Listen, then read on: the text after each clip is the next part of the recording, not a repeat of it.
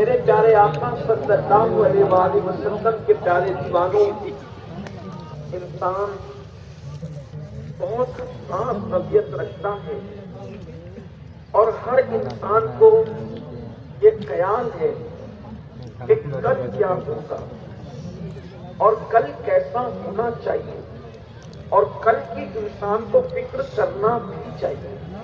جس انسان کی زندگی میں کل کا پلان نہ ہو، کل کا منصوبہ نہ ہو، کل کی پلاننگ نہ ہو، وہ انسان مکمل طور پر کبھی کامیاب نہیں ہو سکتا۔ فیوچر پلان بے پناہ ضروری ہے۔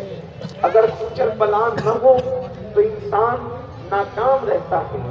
اگر انسان تاجر ہے تو تجارت کے لیے کل کے لیے کوئی پلان ہونا چاہیے۔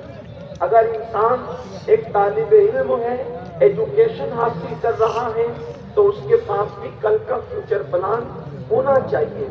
اگر ایک انسان کسان ہی ہے تو بھی اس کے پاس کل کا پلان ہونا چاہیے کہ بارش کا موسم آنے سے پہلے وہ کرے گا کیا کھیت میں۔ وہ کسان جو بارش سے پہلے فیوچر پلان تیار نہیں کرتا، اس کی فصل کا کیا حال ہوتا ہے ہم سے بہتر کسان لوگ جانتے ہیں۔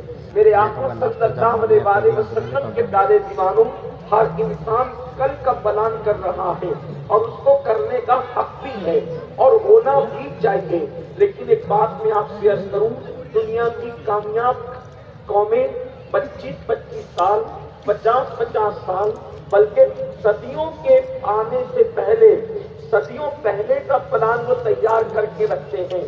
مثال کے طور پر آج جو سیاسی تنظیمیں ہندوستان کی سرزمین پر اقتدار کی کرسی پر موجود ہے، ان کا یہ پلان آج کا نہیں بلکہ بہت پہلے کا ہے۔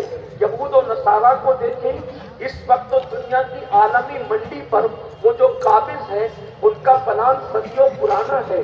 اسی طریقے سے بہرحال جو لوگ پلان کرتے ہیں وہ کامیاب رہتے ہیں، جو پلان نہیں کرتے وہ کامیاب نہیں ہو پاتے۔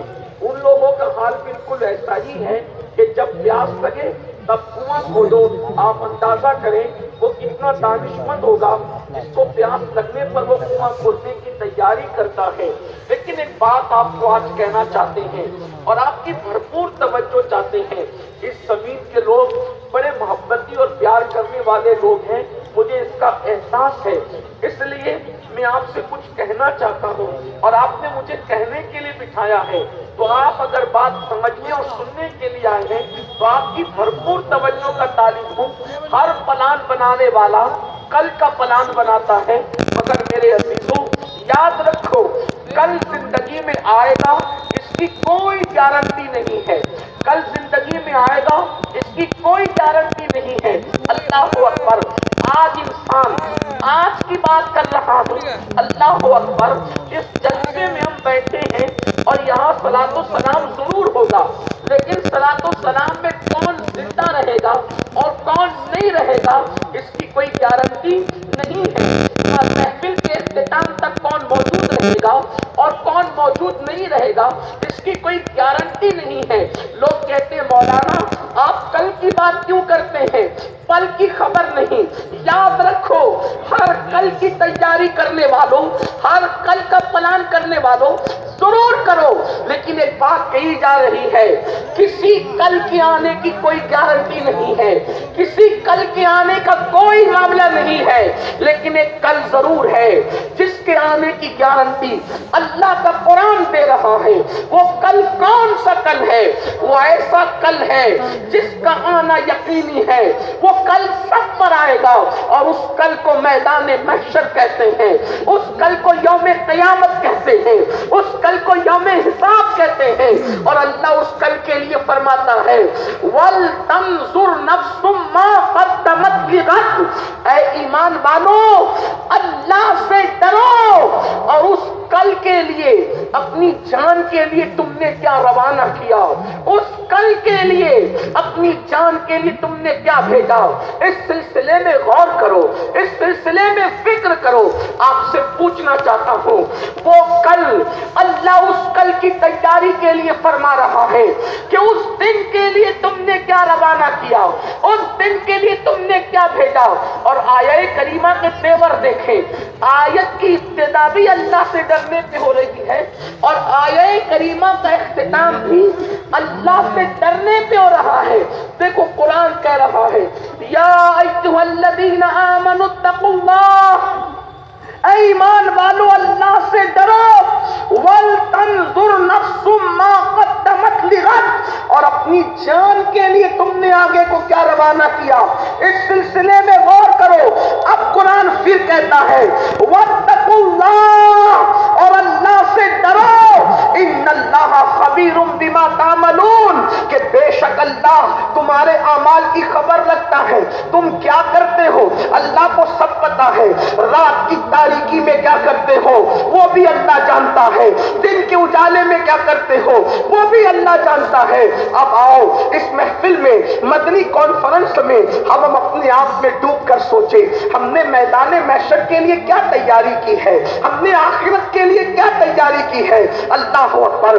میری سنی قوم کا حال یہ ہو گیا ہے کہ اللہ اکبر لوگ کوئی تیاری کرتے نہیں ہیں اور سوچ رہے ہیں مولانا ہم تو سنی ہے نا، ہم جنت میں نہیں جائیں گے تو کون جنت میں جائے گا.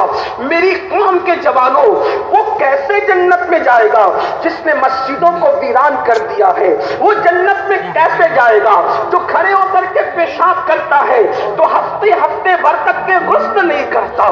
وہ کیسے جنت میں جائے گا جو گھنٹوں گھنٹوں کانوں میں ایئر فون لگا کر کے گانے سن رہا ہے.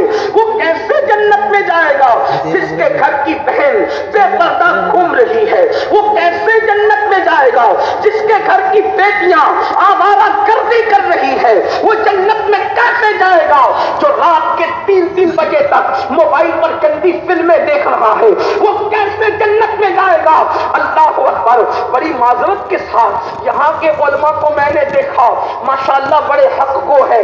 مفتی صاحب کی تقریر سن کر میرا دل خوش ہو گیا. اس کا مطلب یہ ہے کہ چند ہی دل جلے نہیں ہیں بلکہ اس قوم کے اندر اللہ اکبر حق بولنے والے موجود. اللہ ان سب کی زبانوں کو سلامت رکھے.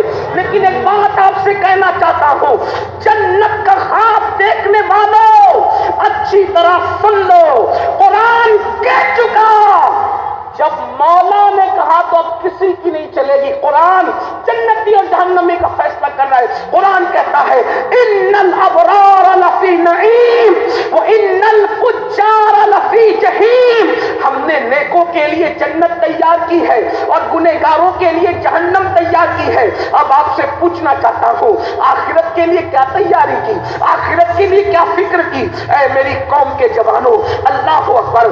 آج جب میں آپ کو بتاؤں جب آخرت سیدنا صدیق اکبر کو یاد آتی ہے تو صدیق اکبر کی کیفیت کیا ہوتی ہے. جانتے صدیق اکبر کون ہے؟ صدیق اکبر کا مقام کیا ہے؟ امت کا سب سے بڑا ولی اگر کسی کو کہا جا سکتا ہے یا ہمارے عقیدے میں اس امت کا سب سے بڑا اگر کوئی ولی ہے تو اسے صدیق اکبر کہتے ہیں. اللہ اکبر. وہ ابو بکر صدیق جن کے بارے میں حضور محدث عالم کے چھوچوی اہل سنت کا عقیدہ جو بیان کرتے ہیں مرتبہ حضرت صدیق کا یہ ہے سید ہر فضیلت کے وہ جامع ہے.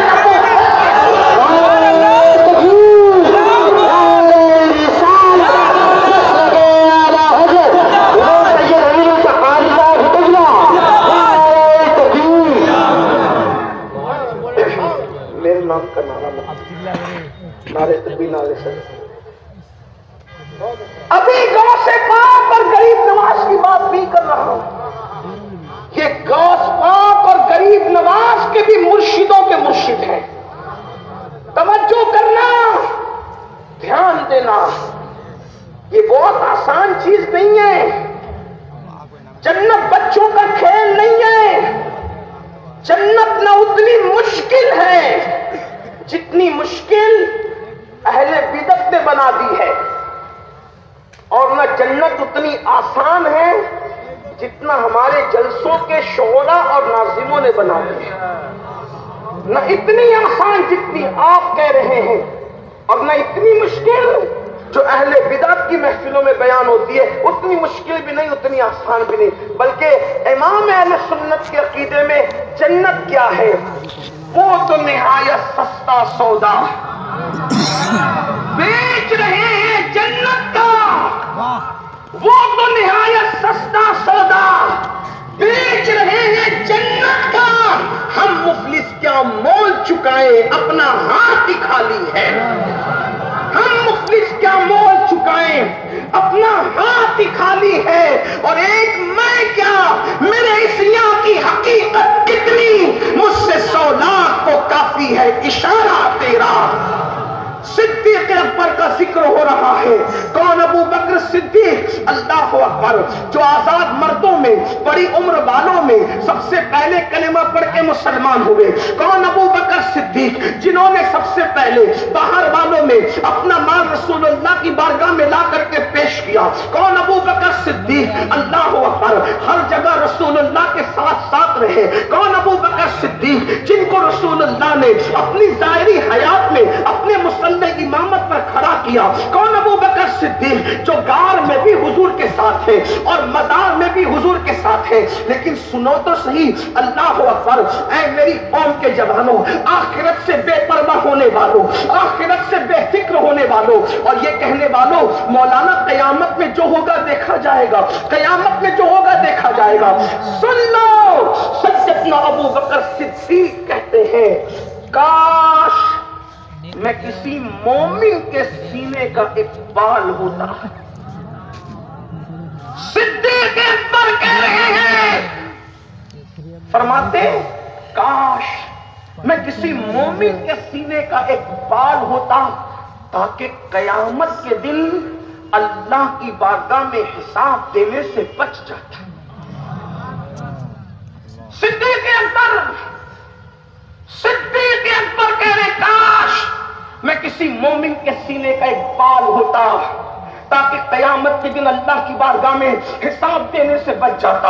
اور فاروق اعظم کہتے ہیں کاش میری ماں نے مجھے پیدا نہ کیا ہوتا بشکل انسان، میں کوئی پرندہ ہوتا، لوگ مجھے ذبح کر کے کھا جاتے اور ذبح کر کے کھا کر کے بھول جاتے، ہضم کر جاتے، تاکہ قیامت کے دن عمر کو اللہ کی بارگاہ میں حساب دینا نہیں پڑتا۔ عمر اپنے اعمال کا جواب کیسے دے سکتا ہے؟ آپ سے پوچھنا چاہتا ہوں، اے میرے آقا صلی اللہ علیہ وآلہ وسلم کے دیوانوں، صدیق اکبر اور فاروق اعظم کی کیفیت یہ ہے، اور ہمارا کیا حال ہے؟ کیا کبھی ہم نے بھی آخرت کی فکر کی؟ اللہ اللہ، جن کی پوری زندگیاں نیکیوں میں گزری، جن کی پوری زندگیاں عبادتوں میں گزری، جن کی پوری زندگیاں خدا کو راضی کرنے میں گزری، بلکہ جن کے لیے قرآن کہے رضی اللہ عنہم ورضوا عنہ، اللہ ان سے راضی، وہ اللہ سے راضی، ان کو آخرت کی فکر اتنی ہے، اور ہمیں آخرت کی کیا فکر ہے؟